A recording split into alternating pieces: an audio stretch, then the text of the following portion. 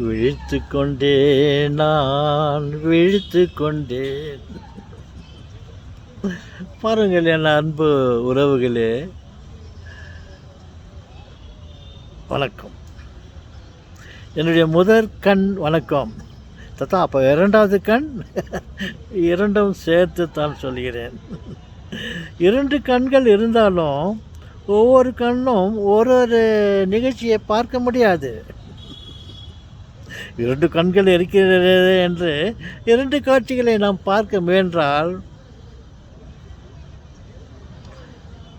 முடியாது. ஏதோ சிரமம் பட்டு ஏதாவது பார்க்க முயல்வோமா என்று யோசித்தாலும் முடியாது என்று நான் நினைக்கிறேன்.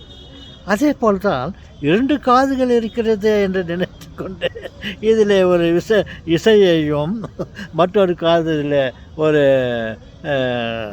சப்தத்தையும் கேட்கலாமே என்று பார்த்தால் அதுவும் முடியாது என்று நினைக்கிறேன். ஏதாவது வழிவகைகள் இருக்கலாம். காலம் மாறிவிட்டது, அதற்கும் ஒரு வழியை தேடி விடுவான். எங்கே தான் இருக்குது ஏஐ, அதை அதுக்கு ஏதாவது ஒரு ஏற்பாடு பண்ணிடும். ஓகே, பாருங்கள், இரவு நேரம் கழிந்து விடுகிறது. காலத்தோடு நேரத்தோடு இரவு காலம் முடிந்த உடனேயே பகல் காலம் ஆரம்பித்து விடுகிறது. பகல் காலமும் காலை, மத்தியானம், மதியத்தில் எவ்வளவோ, மதியானத்துக்கு பிறகு சாயங்காலம், சாயங்காலத்துக்கு பிறகு மதியத்தில் எவ்வளவோ, இப்படியெல்லாம் இருந்து கூட அந்த 6 மணி மாலை நேரம் வந்தவுடனே இரவை விரட்டிவிட்டு, வெளிச்சத்தை விரட்டிவிட்டு இரவு ஆட்கொள்கிறது. ஆண்டவன் படைத்தது அனைத்தும் நேர காலத்தோடு தன் கடமையை தவற விடாமல் அதாவது அந்த வேலைகளை அது சரியாக செய்கிறது. பாருங்கள், காலையிலிருந்து இரவு வரையும் ஒவ்வொரு காலமும் நேரமும் கணக்கிட்டு அதை முடித்துவிட்டு மறுவேலையை அது பார்க்கிறது. நம் மனிதனை இருக்கிறானே, அந்த மனிதனையும் அந்த கடவுள் தானே படைத்தார். ஆனால் மனிதன் அப்படி இல்லை. அவனுக்கு சுயவரம் அப்படி கூட சொல்லலாம். அவனை சுதந்திரம் கொடுத்து விட்டார் கடவுள். அதனால் அவன் தன் கடமையில் செய்வதில்லை. பார்த்து விடலாம், பார்த்து கொள்ளலாம், என்ன குறைஞ்சா போகுது, செய்யலைன்னா என்ன அப்படின்னலாம் யோசித்துன்னு அவன் கடமைகளை அவன் செய்வதில்லை. ஏன், இந்த உயிரினங்களே அப்படித்தான். ஆடு மாடுகள், கோழி, கொக்கு, பறவைகள், மீன் வகைகள் என்னென்னவோ இருக்குது. அவர் படித்தது நிறையா இருக்குது. அதெல்லாம் நான் சொல்லினுக்கிறதுக்கு எனக்கு அந்த அளவுக்கு சக்தி இல்லை. நினைவில் வந்ததை சொல்லுகிறேன். இந்த உயிரினங்கள் அனைத்துமே அதன் விருப்பப்படி நடந்து கொள்கிறது. ஆனால் உயிரற்ற பொருள்களாகிய வானம் பூமி யாவும், வானம் பூமி யாவையும் படைத்த பரமன் அப்படின்னலாம் சில பாட்டுங்கள்லாம் இருக்குது. அந்த ஆர்டிஃபிஷியல் என்று சொல்லலாமா? அந்த வார்த்தை அதுக்கு பொருந்துமா? ஓகே, ஆர்டிஃபிஷியல் என்று சொல்வதை விட இந்த வானம் பூமி,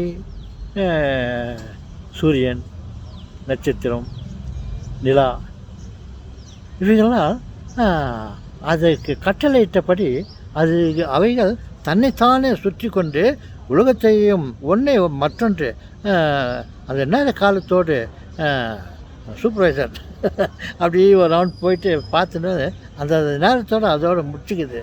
சரி, இங்கேருந்து அப்படியே போகணுமே, நேரம் ஆயிடுச்சு, இன்னும் கொஞ்ச நேரம் பொறுத்து வரலாமா? நான் இல்லை, சாயங்காலம் 6 மணி ஆச்சா அவ்வளோதான், chapter close, day close, night ஆரம்பமாயிடுது. அப்படி இருக்குது. ஆனால் மனித இனமோ உயிரினமோ அப்படி இல்லை. அவர் ஒன்று சொன்னாக்கா இவன் ஒன்று பண்ணுறான்.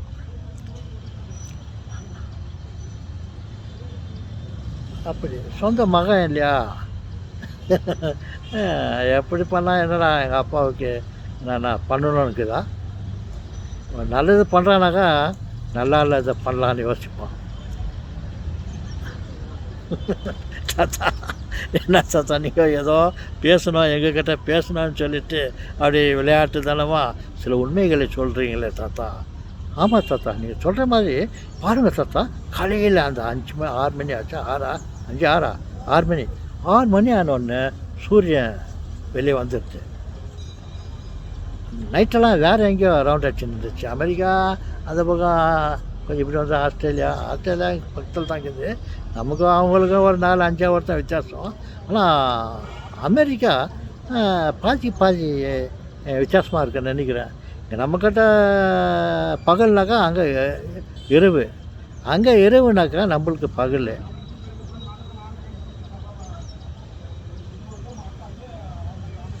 சரி செல்வாங்களே, அப்புறம் பகலும் வரும் இரவும் வரும், நிலைமை ஒன்று தான். பாருங்க, அதாவது அந்தந்த உலோகத்துங்களை ரவுண்ட் அடிச்சுன்னு சுற்றின்னு வந்தாலையோ அந்தந்த டைமில் அது அந்த வேலையை முடிச்சுட்டு மறு வேலையை ஆரம்பிக்கிறது.